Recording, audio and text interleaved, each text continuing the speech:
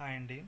ఒక క్షణం ఆహ్, మిమ్మల్ని మోసం చేసే అవకాశాల మధ్య మిమ్మల్ని బాగు చేసే అవకాశం కూడా ఒకటి వస్తుంది.